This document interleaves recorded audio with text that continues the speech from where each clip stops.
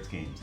We are coming to you from Meeplefest. Yes, once a year we hold this invitational where we get together with a great group of friends and play some games, but it also means that we have games that we don't own that we got to play this weekend and we wanted to share with you, all right? So, I'm Doug. I'm Shelley. And we have this week Grachtenpand.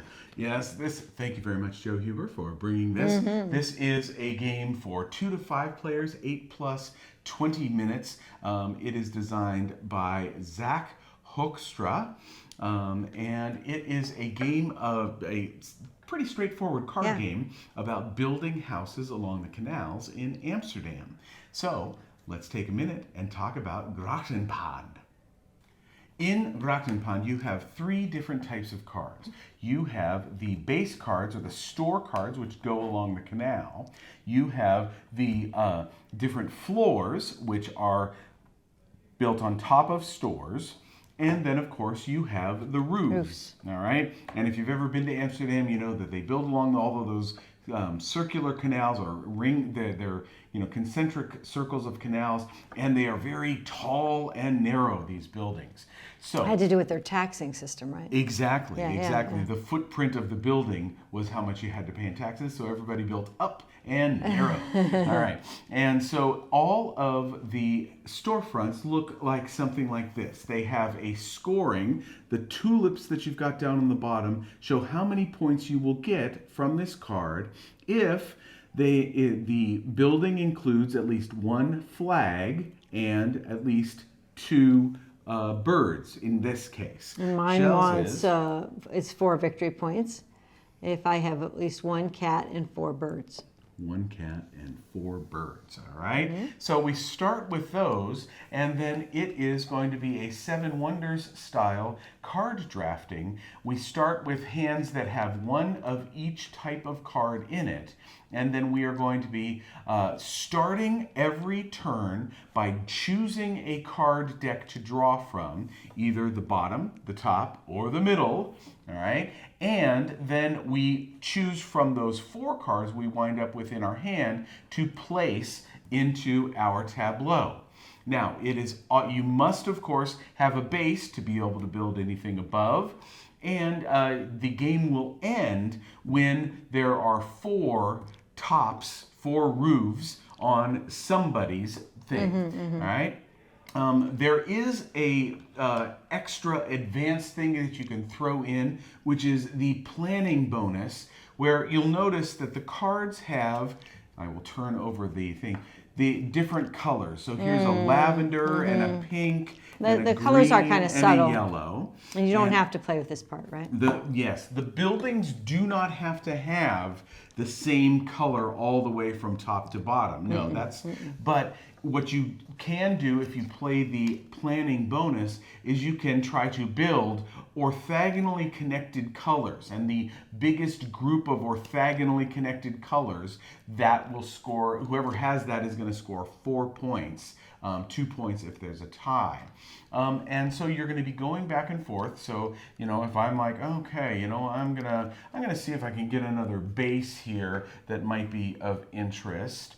And I am going to then play one of these cards. You've got to choose one. And I'll as pick well. one too, but I thought you might want to see something like this one doesn't want any cats, and this one wants the building to be 4 high. Yes, for 3 victory points. So they want different things. Some of them have height requirements. Yeah. Others of them have, let's see, there's really interesting ones where I hear it's kind of hard to see, but if I hold it up close, there's a little arrow that on the middle building in the black part here, and it's saying that this building that has this base needs to be taller than either of the buildings on either side of it, and of course 0 counts as shorter than this one would be. Because when you place them, you're placing them on one side or the other of the one that's already there. And this one here is the exact opposite. The buildings on either side of this need to be taller. All right. So along with those scorings, you also have roof scorings. So again, just as like the bases, here's one where as long as this building is taller than the building on its left, it is going to score a point. Okay. Or you've got, this one's a big one, 6 points if you have 3 cats. At least 3. And at least 3 or at least 2 flags. You can have there. more. All right. A building can be as tall as you want it to be, placing in these different floors, right? And then you can cap it at any point that you want as well. So that's the way the game works. So we'll look at our cards. So where's mine? So, here's mine. Yeah, I have a top, and I have a well, you midsection, and I have a bottom, and now I have to pick one that I would like. Yeah, and I picked here, and I am going to place this one here. And the nice thing is to save room, half the card on all the floors are tucked in, so you've got that. Shelley draws her 4th card. I'm waiting for her. And I'm going to play this one that says no flags, and it wants to be at a 4+ for level. At least 4 tall. Exactly. So I'm going to put that there. So and then I'll pass to Doug. And then we pass, and this keeps going. You know, at some point, you know, maybe I get a roof here, and I play this roof on this building because I want this one to be pretty short.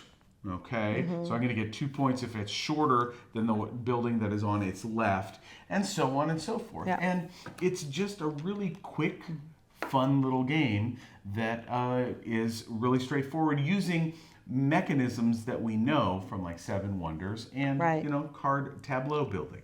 So as I always ask at this point, what do you think of this one, hon?